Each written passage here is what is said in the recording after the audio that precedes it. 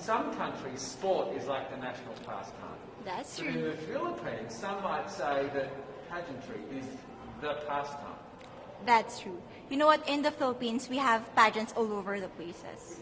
Yes, we have pageants in the barangay, in school, national, local. That's why we really love Miss Universe.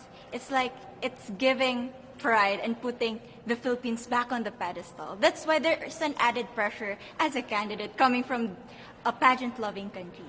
But it's a good pressure.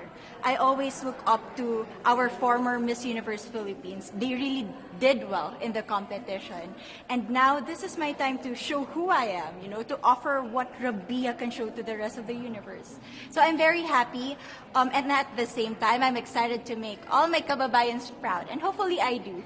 Why do you think it is that the Philippines love pageants? They have appreciation for beauty.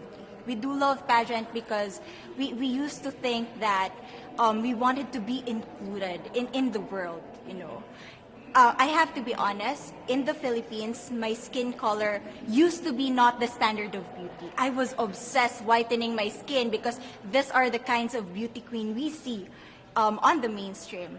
But things were different now.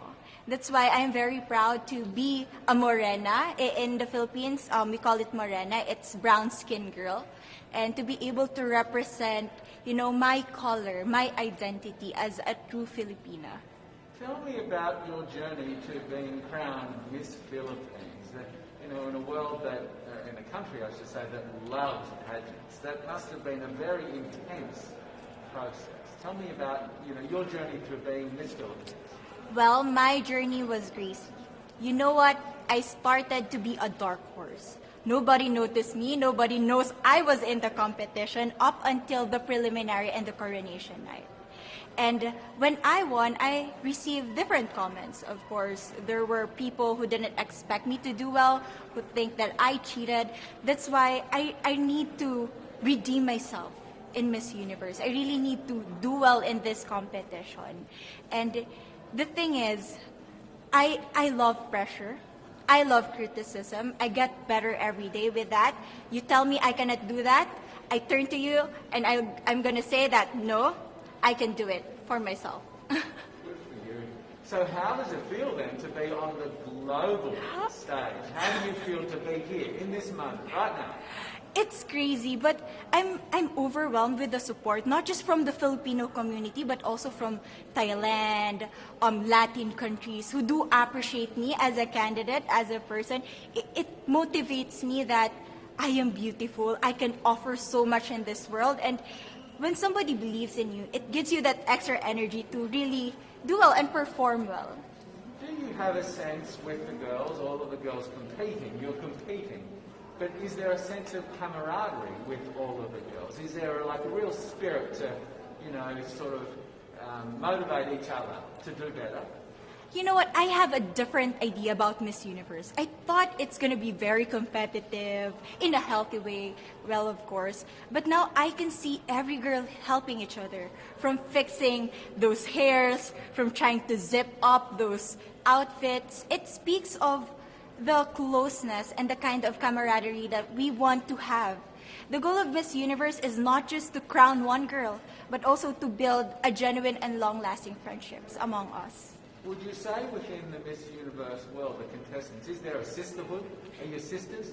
There is sisterhood. I can say I was able to talk to different representatives from different backgrounds, different cultures. And despite our differences, there's so much to be highlighted in what binds us together. And that is because we want to empower women. We want to have our advocacies. We want to speak for the things that we love. And that's a celebration of women and the beauty that we have. So coming out of this week, obviously you would love to be crowned Miss Universe. Of course. And that would be wonderful, of course, for any of you. But what else will you take out of this week? What do you think you'll feel at the end of this week, regardless of the result? How will you be a different person? It's the growth and the development that I was able to have during preparing for this dream. I will be honest, there was a moment that I lost my identity. because I was put under pressure. I was in that position in which I feel like I'm not good enough. I'm not a good representative of my country, but I was able to bounce back stronger. And if I was able to do that for Miss Universe, I will be able to do that in life. That is my greatest takeaway from Miss Universe. Okay, so the Philippines have a huge amount of fans. Yes. I want you to give us a little bit of a message to the fans here and at home. But send a message. What would you say to all the fans in the Philippines? To all my fans from the Philippines and from all over the world, maraming salamat po. Thank you so much for loving me and for believing in me. It means a lot to somebody who is so naive in this industry, who has no idea how to become a beauty queen on the first day of my journey. But because of your love and support, I was able to be the woman that I am today. And regardless of the result, I may or I may not win the crown, but one thing is for sure, I'm gonna make you all proud.